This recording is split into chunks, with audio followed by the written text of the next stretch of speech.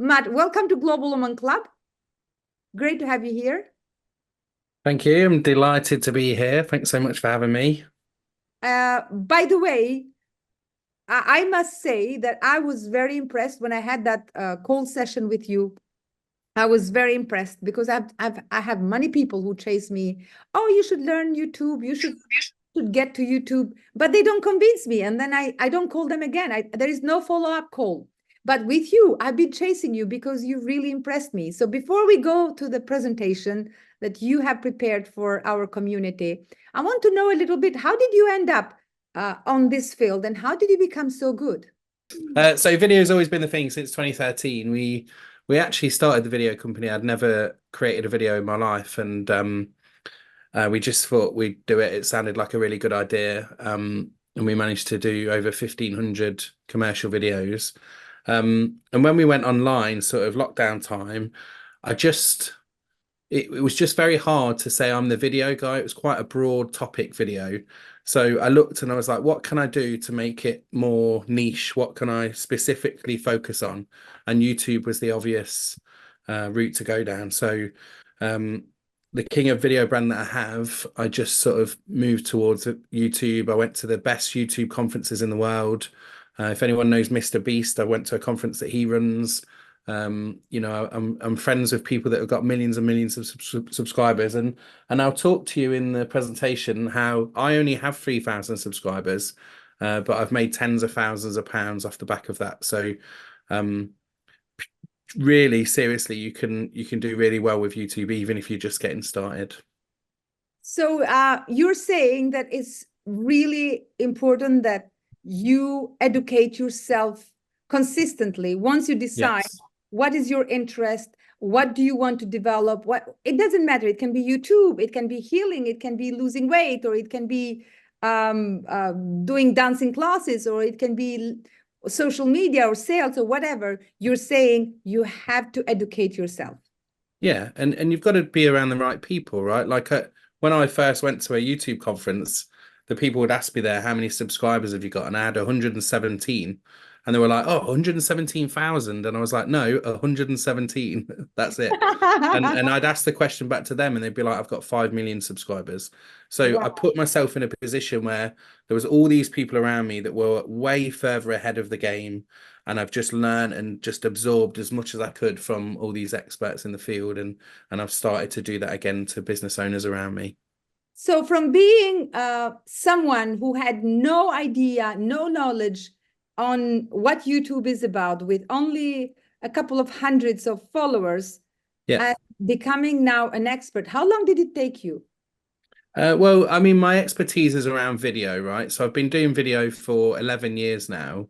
And even though we talk about YouTube, um, almost everything that I teach is about video. So it's how to get the right equipment. It's how to come up with a content plan. It's how to come up with a content repurposing plan. Like all of that stuff existed in my 11 years of experience. But I will say, I think when you start a business, it probably took about 6 months of hard work to really get into it. You know, you kind of fake it till you make it in that 6 months. And I think it's when we started to get jobs in the USA and around Europe that it really convinced me actually that when people spoke to me, I really knew what I was talking about.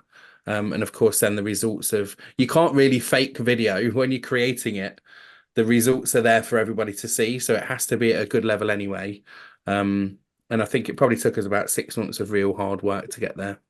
Oh, that's so good to hear, because many times people are talented on creating a product, and I know many people who are great in videos, but they still are working for other people, just sitting there and creating good videos. And you use your creativity. You went out of your comfort zone. You went to educate yourself into these conferences, and you thought, okay, I have this talent. How do I monetize this talent? How do I stand out? How do I niche myself? So tell us a little bit. So definitely I can understand videos are a big thing. Yeah. And tell us, okay, you are a talent in video, but what about us who do not know how to do a video? What do we do? Probably the biggest challenge that I have with people when it comes to YouTube or video in general is just that they don't do it. So, like, honestly, getting people to take that first step is probably the hardest thing.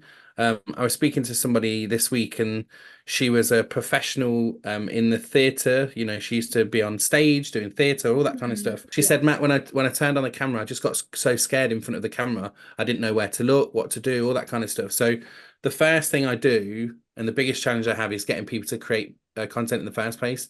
But once you get started, what happens is you start to flex your creative muscles and you build on that. Just like if you're going to the gym and you don't go and pick up 100 kilogram weight, you start with one and then you go to two, and then maybe you go a bit more and a bit further and further and further. And before you know it, you're creating content like it's just a natural thing to do every single day. Okay, so you're saying that you don't need to be perfect, No. and every guru has been a beginner at some point. Yeah. But and also, especially if you are expert in something, you still can learn the foundation of doing the video and putting the content out there with the video. How important is to put the content with the video in comparison to other sources? So if you think about sorry, I've got a bit of a cough still, so it keeps appearing. So if you think about written form or photos, they just don't really have the same impact, I think, as video. I think even now, like we're all on this Zoom call, if Mirela got here and was like, I've just got this document to show you about this YouTube thing, and we're all going to read it together, you'd be like, what the hell is going on? Why am I reading this document? But the fact that we can all get together on video, you can hear my voice, you can hear my accent, you can see what I look like. All of that kind of helps get authentic trust in somebody. And you figure out very quickly, you know, even though we all say we try not to be judgmental, it's a natural thing to be judgmental, and you decide very quickly whether you like the person you listen to, whether you think you can work with that person, you think whether you can listen to them over and over again on a video. So by creating this content, it really helps accelerate know, like, and trust. And I'll talk about that in the presentation as well. Excellent. That's so true. But uh, what about those that maybe they don't have the confidence on the way they speak, or maybe Yeah. English is not good enough, or maybe I'm not good enough, or maybe I'm not ready, I can't do that video. What would be your message to those people who are not confident in the camera? Well, it's just practice, really. You know, most people that come to me, they don't know how to get started, and they're scared of how to get started. And I mentioned like that performer that was scared of the camera. So depending on where you're at, and I've met hundreds of people now in this arena, um, depending on where you're at, will give you different things to try and do. So if you're just scared of the camera and you've never made a video before, then it might be a case that you just start with stories and you do like a 30-second story just to get started, to get used to the camera. Because it's weird talking to a camera and looking down a lens compared to talking to a human being. There's loads of little strategies we have of like one of the strategies, a weird strategy that I've got, for example, if you're not used to talking to a camera or if you're nervous about it, is to get a little picture of a friend and put it on next to the lens of the camera. So then you talk to your friend. And it's just a really simple way to make something that feels difficult much, much easier. Um, so I think if you're thinking about it and you're thinking maybe it's not for me, something someone said to me once, they said about your voice, they said, what is your voice for? And I was like, you know, to communicate with people or whatever. And they said, actually, as a human being, you don't need a voice. You can sit there with yourself. You don't need to talk to people. Actually, your voice is for other people to hear you. And so it'd be really sad if you didn't use it, if you didn't show up and let people hear whatever your expertise is that you want to share. That's so true. And thank you. I didn't think about that trick, like putting a friend in front of the camera and Oh, I've got loads of those tricks, Mirella, loads of that's them. amazing. Yeah. Now, okay, let's move on. So we are done with this category of people who are in the fence, are still thinking, should I do it? Should I not do it? Am I ready? I'm not ready. But we have lots of amazing women in our community who are very confident in the camera and who are doing videos every day, who are putting content out there every day, but they are not getting it right. So what do we need to do to put it into the YouTube and to make sure that we grow YouTube into that level where also we can monetize it? Because I really love this monetizing system that YouTube has. And we have lots of amazing people in our community who have great content, and people in YouTube need to reach it. Yeah. So it's all about strategy. I think a lot of people, when they create content, they think that they've got an idea, they put it together, they create the piece of content and they put it out into the world. And there's that old if you build it, they will come phrase, which is actually totally not true. You can't just go and put something out somewhere and expect that people will find it. Actually, you need to be strategic. You need to think about who are the people that I want to reach, and what is it I want them to do once I've reached them. So an example of this is having a next step on your YouTube video. So let's say you put a video out on YouTube, you don't worry about subscribers or followers or anything like that at that point. Actually, you focus on, if they like my video, what's the next step that group of people need to take. So you might put a link in the description that says, go and join my Facebook group, or you might say, go and download my lead magnet, or go and subscribe to me or follow me on Instagram. Like, you've got to give them some way that if they look and watch at what you're doing, they know what the next step is. That's the difference between creating content and putting it online and not getting any reward for it, or getting an actual financial reward for it. And it's not about AdSense and monetization in that way. Again, I'll go into detail in the presentation. AdSense accounts for about 5% of the revenue of most YouTubers. That's the ads that they get paid for by YouTube. Actually, the 95% of revenue comes from off-platform activities, so like memberships, courses, all of that kind of stuff. So you're saying you can use YouTube also for putting your courses and making it private. And if you don't have a platform, for example, where Yeah. you can share for your community and for your members, you can still use YouTube. Yeah, that makes sense. But where I am really curious and interested to know is, how can we grow the followers? So what happens, even for me, I publish maybe at least once a week, but sometimes 2 or 3 times a week videos, but I get only like 20, 30 views. So, and then I see other people getting like 1,000, 100,000. So is it an algorithm? Is it I'm doing something wrong? Is it any secret that you guys are not telling? Well, I mean, it's a difficult one, and again, it comes down to like having goals and a strategy and that kind of thing. Like, whenever you start something like this, I would say you need to have very, very clear goals of what you're trying to achieve, realistic goals of what you're trying to achieve, and then focusing on, are you doing the activities that are required to get there? So, for example, when you're getting your first 1,000 subscribers, the goal really is the 1,000 subscribers, and you post your videos. You can't just post them and wait for stuff to happen. Actually, you do need to look at your existing audience. Are you promoting your YouTube videos on the internet? Are you Okay, here checking is that? another thing. What I have realized, when I promote the YouTube videos, LinkedIn doesn't like it. Facebook doesn't like it.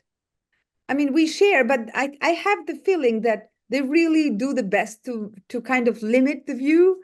Is that true? Or where is the best Uh, platform to promote our? yeah, I don't think so, Mirella. I think, I, and really, when you're looking at social platforms, I would probably focus on Google rather than social platforms. So social platforms are great to share the content out there and getting people to watch them. But actually, what about when people are searching? How do you come up when people search in Google? That's the secret sauce, because actually, if you can use Google to promote your videos as well, then you don't need to worry about LinkedIn or Facebook or anything like that. Okay, that's a very good point, because I haven't used Google to promote YouTube. Or are you saying when you post something in YouTube, you show up on Google? Yes, if it's the right phrase. So, for example, let's say you What do did you mean a the right phrase? Is it important like the hashtags or the topic, or what is important that Google can recognize Yeah, our so content? you did a interview, didn't you, with Robert Kiyosaki at Yes, one but I point? got only a couple of hundreds. But when Yeah, Robert Kiyosaki well, publishes something, gets hundreds of thousands. yeah, just use that as an example, right? So there's a Yes. couple of things that you could do there with that particular one. It's like people will search for things like um uh great interviews with Robert Kiyosaki. Like that could be the title. You need to do research around that title to understand what people are actually searching for related to that amazing person, you know. And it can be just a really subtle change in the title, and it might be like the connecting words or something like that. And when you do the keyword research, you can see some phrases have like 100,000 searches, others have like 300 search results. So you need to do the title research. It's a very much an advanced tactic and technique when it comes to YouTube, not something we really cover right at the Oh, start. But one of the things that I do, one of the things I encourage people to do when they're doing their planning for the first 20 videos is to really dial down on those titles and to understand exactly how people are searching in order to get your video on the Google results page. And I'll show you an example of that in what I've got as well. okay. So you're saying the keyword is important Yeah, the title. Because the thing is, and the title. Mhm. YouTube has the holy grail statement for YouTube is it wants to show the right piece of content to the right person at the right time. So let's say I was somebody that had just bought Robert Kiyosaki's book. He's the Rich Dad Poor Dad guy, right? Yes. Yeah. So let's say I just purchased that. The route for me purchasing that book would be to search for the book first, go to Amazon, maybe purchase the book. But once I'm finished with it, I'm probably really inspired and I want to find out more about um that person. So I then go and do another search to find that person, and I'd want to be the results of that. So it might be something like an example. Um, Robert Kiyosaki tells us the 10 best things he learned from writing Rich Dad Poor Dad. Like that's just a more compelling title than maybe an interview with Robert Kiyosaki.